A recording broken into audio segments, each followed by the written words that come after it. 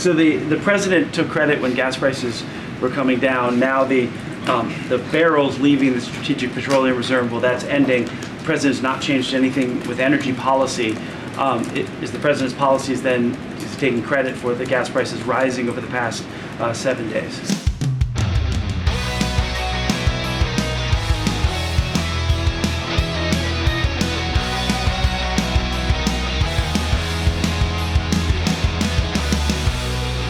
Now, if you recall, moving into our third story of the day, there was this whole thing on gas prices when Joe Biden was elected into office. Gas prices shot up because of him removing implementing more red tape, just as messaging from the campaign trail that he wants to remove fossil fuels. He wants to have zero carbon emissions. He basically wants to get rid of the fossil fuel industry. And so gas prices shot through the roof. Now, there was many reasons for that, but there was a timetable of between when Joe Biden took office, gas prices shot through the roof, and then Putin invaded Ukraine.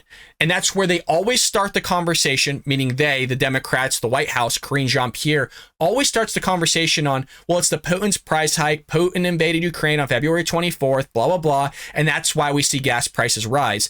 Well, gas prices have gone down. They took credit for it going down with the petroleum reserves and exporting oil and that, all the permits that these oil companies have, over 9,100 permits that they're not utilizing. Well, they can utilize them. We want them to utilize them, which in reality, he said that he doesn't want them to utilize them, that he doesn't want fossil fuel. He wants to get rid of it once again, even like literally 2 months ago, which we've covered here as well.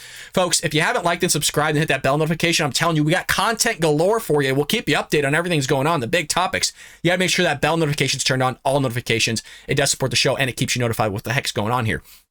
Furthermore, then when gas prices go up, he doesn't want to, it's everybody else's fault. It's Putin's fault. Oh, it's the gas industry. They're greedy. They're price gouging you. They're doing all these things.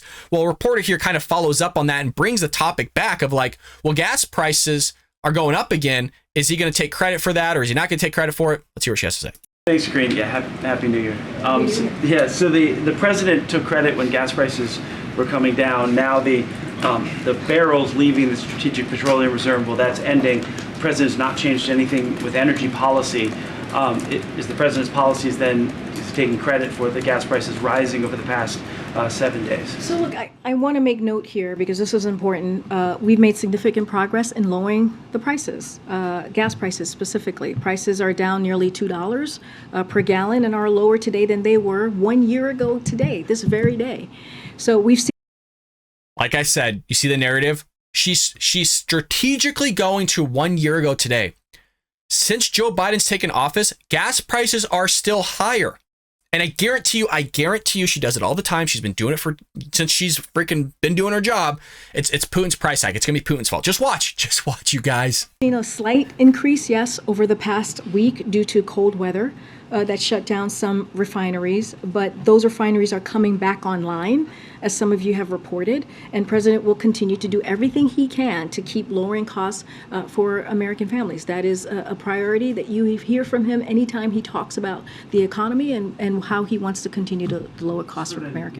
Okay. We got to give credit where credit's due. I was actually really impressed with her right there for one moment, folks. She actually used her brain and go, hey, because of the cold weather, because of the cold snap that was going on in the United States, it put down some refineries. A lot of America uses those refineries other than basically California that has two different blends to obviously refine. I don't know if it's the oil or to produce the gas product or whatever it may be. I'm not fully knowledgeable on how the refinery actually works, but kudos to her for going like, well, that's why gas prices kind of shot up because of what was going on. Now, I would be curious to see what really is the data of those refineries being shut down because of that cold snap, there's not really a ton of demand for oil either per se, because there's not a lot of people driving. There's not a lot of freight going around, which could affect things as well. So I think there's a lot of variables that could be injected into this, but give credit where credit's due, you guys. Look, I bash her all the time. When she does something at least good, we got to call it out. I think that's fair here, but let's see her blame Putin at some point. God, it has to happen. It has to.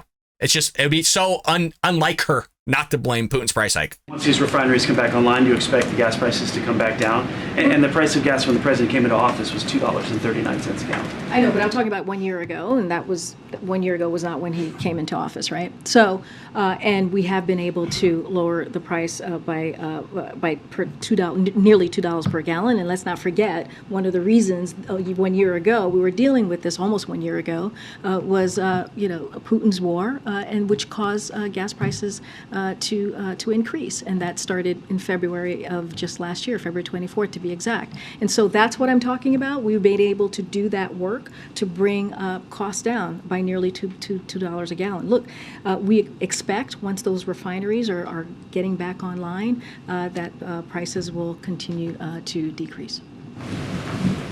Okay, so like I said, there's some truth to that. But again, I called it, folks. This stuff writes itself. It's all Putin's fault. You got to blame Putin. You got to blame the Russians. It's always easier putting the blame on somebody else. By the way, I watch almost every single press briefing that she does. I don't think, and I could be wrong, if somebody else knows anything differently, let me know. I don't think the White House has taken responsibility for anything negative. You would get a lot more credibility if you're like, hey, we really botched this one. We screwed up. We're looking to turn things around. This is our solution. This is our plan. We apologize. We're human beings. We make mistakes. It's as if like they're running some sort of dictatorship here. They could do nothing wrong. It's like Mao's revolution all over again. The man can do nothing wrong. When people give him information, you sit there and blow it off like illegal immigration. Hey, man, you got a massive surge of illegal immigration. You just kind of blow the information off and don't have any solutions to actually solve it. And you go, oh, the data could be wrong, or we don't really believe this. We don't really believe that. Whatever it may be. It's a bunch of shenanigans going on in the White House. It's ridiculous. I hope you enjoyed that clip from the Bald Brad Show. If you did, make sure to hit that subscribe button so you can stay up to date on all our future content.